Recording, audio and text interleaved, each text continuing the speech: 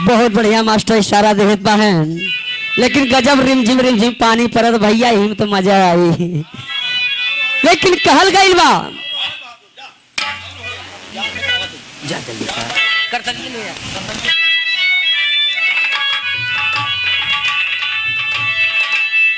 कि यार जन्म में ये बाबू जन्म में, अरे कहे कि जाना में या नारे ललवा जाना में, जाना में या जेल बीच जदूरैया चौमुखा घेरा ले सवादारी यही ना।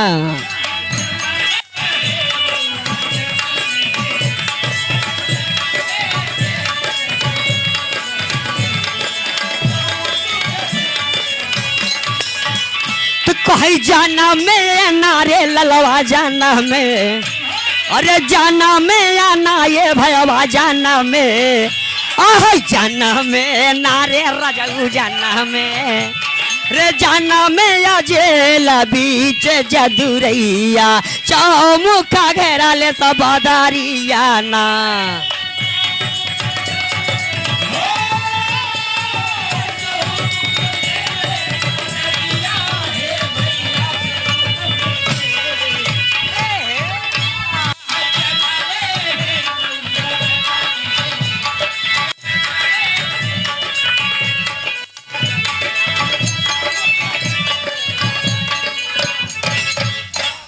ए बाबू कि कृष्ण भगवान उस सब भैया दुनिया जानता, हम जौन गाई वैसे खुल्लम खुल्ला रही छोटा छोटा। कृष्ण भगवान जब जेल में बाबूजी जन्म लेहन तो उस समय पिताजी सोच गए कि अपने लाल का हम कैसे जान बचाई बाबूजी, लेकिन पिताजी उस मत कैलन का अंतरा के लाइन कवि के लिखे पड़ल।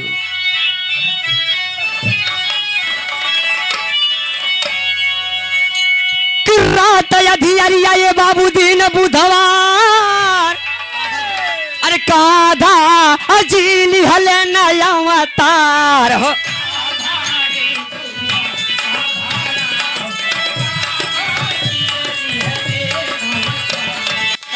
यारे काधा ना ये ललवा काधा, काधा ना ये भैया काधा, ओह काधा नारे रजऊ काधा, काधा जी आली हाले नया अवतार, सहनया को दुनिया का भार, बेरिया खुल गई होती शर। ये बाबू कि काधा जी को लेकर के कि बसदेव बाबूजी चल देते हुए, पिताजी चलत हुए अपने लाल का जान बचावे खातिर, लेकिन कैसे चले तेरी के लाइन का बुझ दे।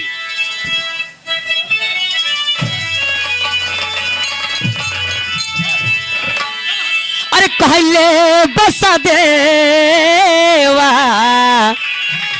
अरे ले बसा देवा हो, अरे कहले या बसा देव ललवा ले बसा, ले बसा देवा चाले न गोकुल में या क्यों ना पावले खबरिया ना।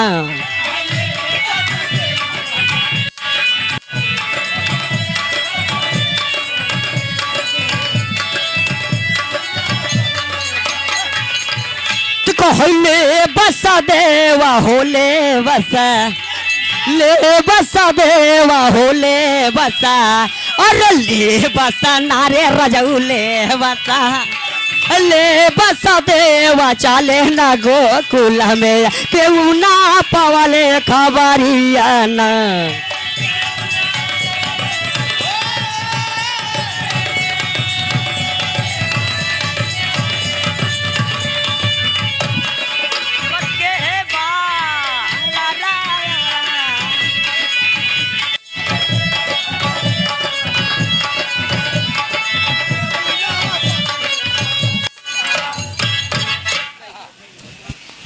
वासुदेव ने कृष्ण भगवान को लेकर के बाबूजी जब जेल से निकलत हुए जात हुए तो जितने पहरेदार रहे बाबूजी सबके बाबूजी नींद लग गई, सब सोई गए। लेकिन पिताजी लाल को लेकर के बाबूजी चल दिए। और चले कैसे बाबूजी, अंतरा के लाइन बतावल गई।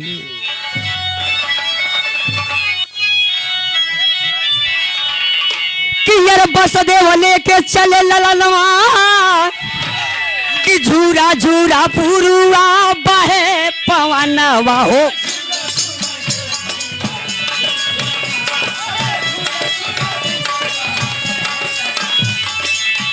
कहे झूरा झूरा नाये ललवा झूरा झूर, झूरा झूरा नाये भयवा झूरा झूर। अरे झूरा झूरा नारे रजऊ झूरा झूरा हाय, झूरा झूरा पुरुआ बहे पवनावा, कांपय वासुदेव का तनावा, पहुँचे जमुना के की। ए बाबू कि धीरे धीरे लेकर के जमुना जी के किनारे पे पहुंच गए। जब जमुना जी के किनारे पहुंचे बाबूजी, वो समय रात अंधेरिया बा, कोनो दिमाग काम ना करत बा। लेकिन पिताजी सोच गए, पिताजी कैलन का बाबूजी तेरी के भाव।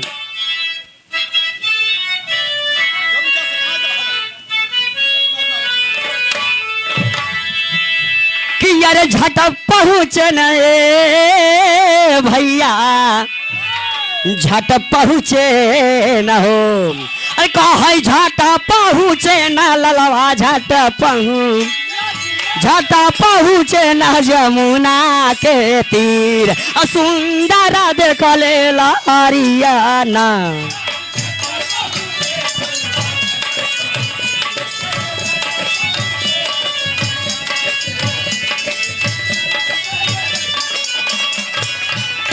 कहे झट पहुँचे न भैया, झट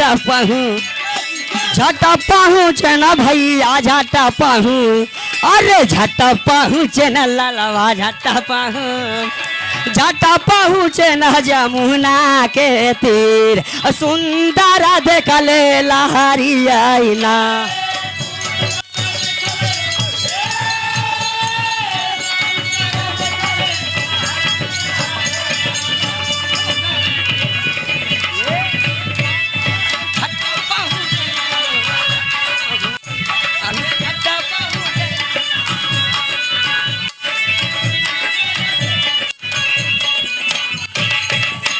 ए बाबू कि जब जमुना जी के किनारे की वासुदेव लेकर के अपने लाल को पहुंच गए, तो वही सम्मत बाबूजी पानी ही पानी दिखाई देत बा। पानी देख के हिम्मत छूट गई बाबूजी। एक दान बोली आनंद, दू दान बोली आनंद, दू दान उस पानी में लिया गए जमुना जी में, लेकिन हिम्मत छूट गई। कृष्ण भगवान सोच गए कि हमारे पिताजी डर गए हैं सम्मत, लेकिन वही सम्मत बाबूजी कैलन का।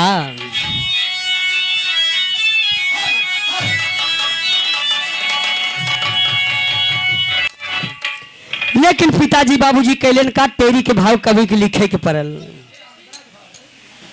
तेरी है, अच्छा हाँ।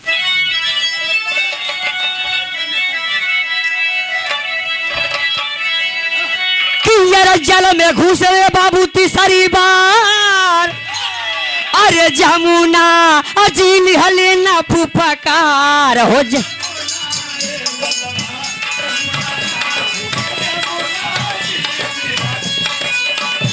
अरे जमुना नाये ललवा, जमुना नाये भवा, जमुना अरे जमुना नारे रजऊ, जमुना जी आली हाली न फुफकार, पाव छुआई दिहे न करतार, वासुदेव भैले नदिया उषा। ए बाबू कि जैसे कि जमुना जी बढ़त है,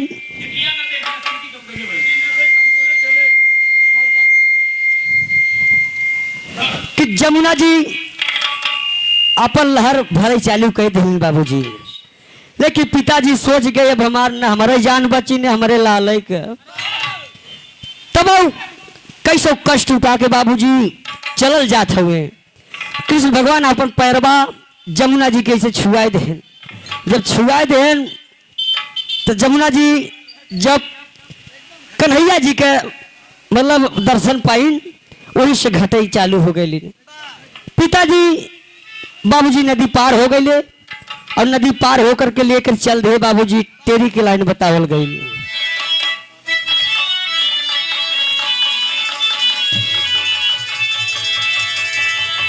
अरे कहीं जाके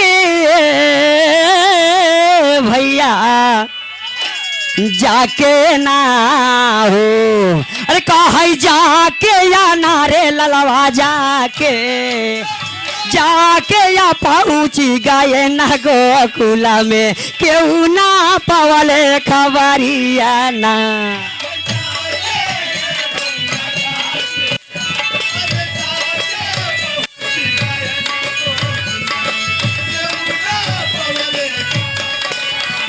कहीं जाके ना ये रजऊ जाके जाके ना ये भयवा जाके, अरे जाके नारे रजऊ जाके, अरे जाके या पहुँची गए ना गोकुल में राजा या नंद बखरिया ना।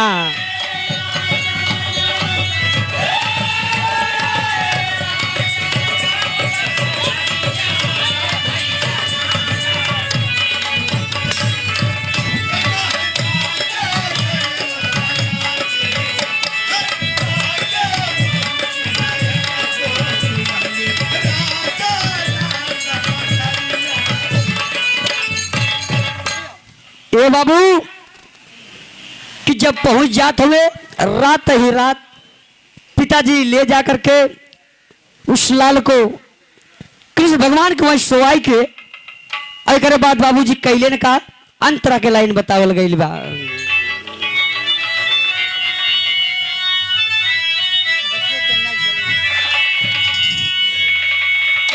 तब वह लाला को दिए सुलाई कहे करीना गोदी में लिए न उठाई हो करीना।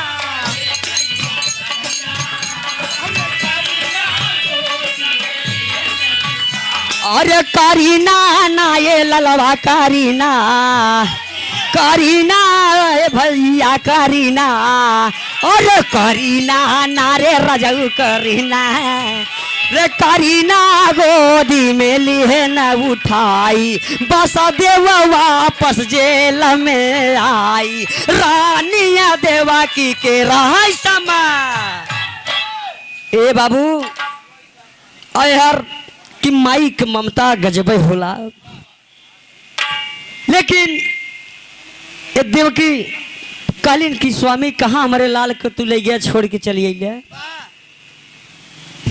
कहा तू कहे चिंता में ऐसा पड़ल बाबू कि जौने दरे तोहरा लाल के हम छोड़ के आइल बाही कोई बालिबा का ना कह सकेला। चंदन गौतम के भैया के तरफ से 21 रुपया पुरस्कार बा चंदन भैया के तरफ से, लेकिन बतावल गई बा कि जब रानी इतना कहत बाहिन तो समझावत हुए, लेकिन वो जो लड़की लेके गए बाबूजी तो वही समझ भइल का टेरी के लाइन कवि के लिखे के पड़ल।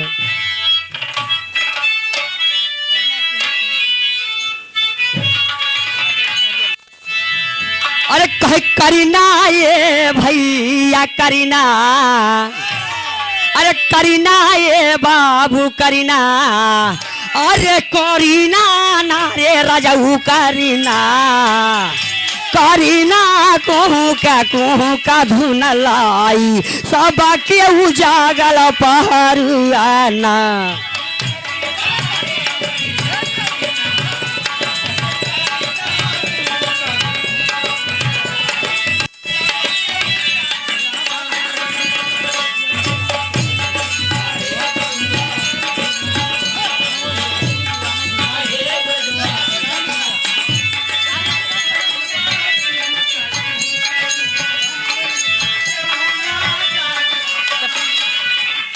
कहे करीना ना ये ललवा करीना, अरे करीना ना ये भलवा करीना, अरे करीना नारे रजऊ करीना करीना को का धुना लाई सब के उजागल पारू आना।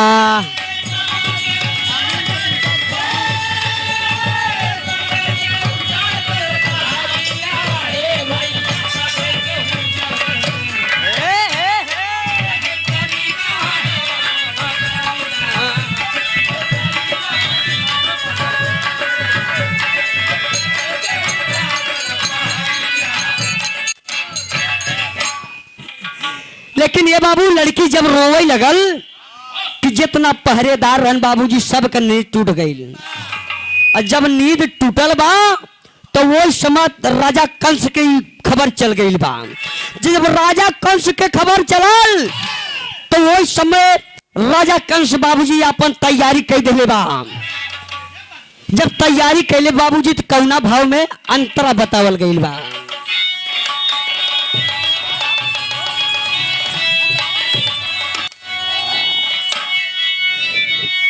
तब कंसा धोबी बोलवाई अरे उसका अब बंधन देव कराई हो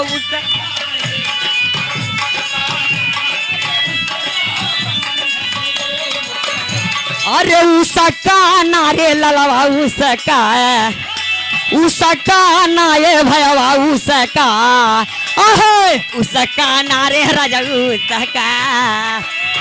उसका बांधा न देवा कराई सुनीला यशोता ध्यान लगाई निकले राजे सगीतिया सा। ए बाबू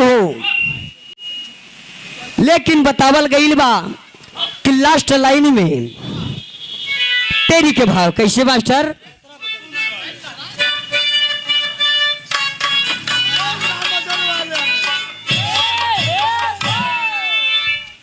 किया रे गावई गावई हो गावई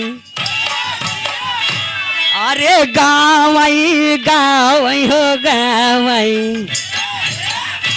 अरे गावई अरे कि गावई आज तो लाल दंगल में हरि का जाना मका जरियाना।